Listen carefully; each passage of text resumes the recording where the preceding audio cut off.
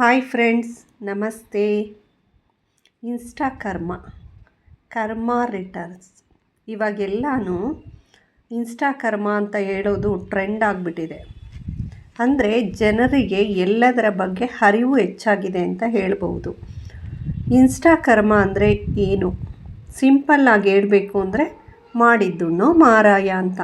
ಅಂದರೆ ನಾವು ಮಾಡಿದ ಅಡುಗೆ ನಾವೇ ತಿನ್ನಬೇಕಲ್ವಾ? ನನಗೆ ಗೊತ್ತು ನಿಮ್ಮ ತಲೆಯಲ್ಲಿ ಬೇರೆಯೇ ಓಡ್ತಿದೆ ಅಂತ, ಬೇರೆಯವ್ರಿಗೂ ಊಟ ಬಡಿಸ್ತೀವಿ ಅಲ್ವಾ ಅಂತ ಅನ್ನಿಸ್ತಿದೆ ಅಲ್ವಾ ನಿಮಗೆ? ಕರ್ಮ ಅಂದರೆ ಏನು? ನಾವು ಮಾಡಿದ ಪಾಪಗಳನ್ನು ತಪ್ಪಿಸಿಕೊಳ್ಳಲಾಗದೆ ಅನುಭವಿಸುವ ಸಿದ್ಧಾಂತವೇ ಕರ್ಮ ಅಂತ. ನಾವು ಬೇವಿನ ಬೀಜವನ್ನು ಬಿತ್ತಿ ಮಾವಿನ ಹಣ್ಣಿಗೆ ಕಾಯ್ತಾ ಕೂರೋದು ಎಷ್ಟು ಸರಿ ಅಲ್ವಾ? ಕರ್ಮ ಅಂದರೆ ಒಳ್ಳೆಯದಾದರೂ ಆಗಿರ್ಬೋದು, ಕೆಟ್ಟದ್ದು ಆದರೂ ಆಗಿರ್ಬೋದು.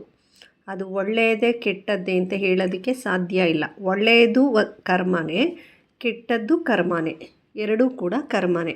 ಆದರೆ ನಿಮಗೆ ಯಾವುದು ಖುಷಿ ಕೊಡುತ್ತೆ ಅದು ತುಂಬ ಮುಖ್ಯ ಆಗುತ್ತೆ.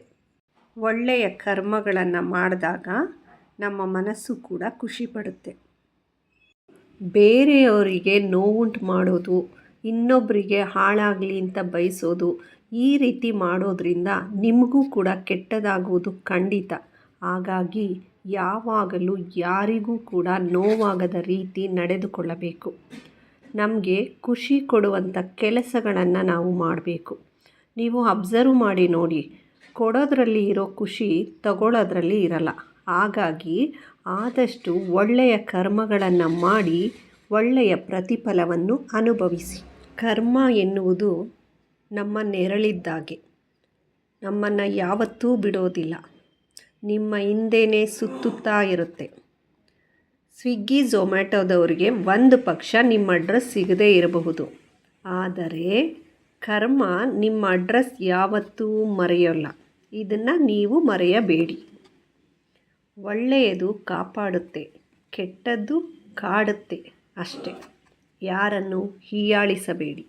ಮುಂಚೆ ಎಲ್ಲ ಅಪ್ಪ ಅಮ್ಮ ಮಾಡಿದ ಪುಣ್ಯ ಮಕ್ಕಳನ್ನು ಕಾಯುತ್ತೆ ಅಂತ ಹೇಳ್ತಾಯಿದ್ರು. ಆದರೆ ಈಗ ಆ ರೀತಿ ಅಲ್ಲ. ನಾವು ಮಾಡಿದ ಪುಣ್ಯ ನಮ್ಮನ್ನು ಕಾಯುತ್ತೆ. ನಾವು ಕೆಟ್ಟದ್ದನ್ನು ಮಾಡಿದ್ರೆ ಕೆಟ್ಟದ್ದೇ ಆಗುತ್ತೆ, ಒಳ್ಳೆಯದನ್ನು ಮಾಡಿದ್ರೆ ಒಳ್ಳೆಯದೇ ಆಗುತ್ತೆ. ಇನ್ನೊಂದು ವಿಷಯ ಏನು ಗೊತ್ತಾ? ಯಾವುದೋ ಜನ್ಮದ್ದು ಅಂತ ಹೇಳ್ತೀವಲ್ವಾ, ಈಗೇನಾಗಿದೆ ಅಂದರೆ ಇಲ್ಲಿ ಮಾಡಿದ್ದನ್ನು ಇಲ್ಲೇ ಅನುಭವಿಸ್ಬೇಕು. ಅದಕ್ಕೋಸ್ಕರ ನಾವು ಬೇರೆಯವ್ರಿಗೆ ಒಳ್ಳೆಯದನ್ನು ಮಾಡೋಕ್ಕಾಗದೇ ಇದ್ದರೂ ಪರವಾಗಿಲ್ಲ, ಅವರಿಗೆ ಕೆಟ್ಟದ್ದನ್ನು ಮಾಡಬಾರ್ದು, ಬೇರೆಯವ್ರಿಗೆ ಕೆಟ್ಟದ್ದನ್ನು ಕೂಡ ಬಯಸಬಾರದು. Be good, do good. ಒಳ್ಳೆಯವರಾಗಿರಿ, ಒಳ್ಳೆಯದನ್ನೇ ಮಾಡಿ. Thank you friends, thank you for watching. ನಿಮಗೆ ಈ ವಿಡಿಯೋ ಇಷ್ಟ ಆಗಿದ್ದರೆ ಲೈಕ್ ಮಾಡಿ, ಶೇರ್ ಮಾಡಿ, ಸಬ್ಸ್ಕ್ರೈಬ್ ಮಾಡಿ. Thank you.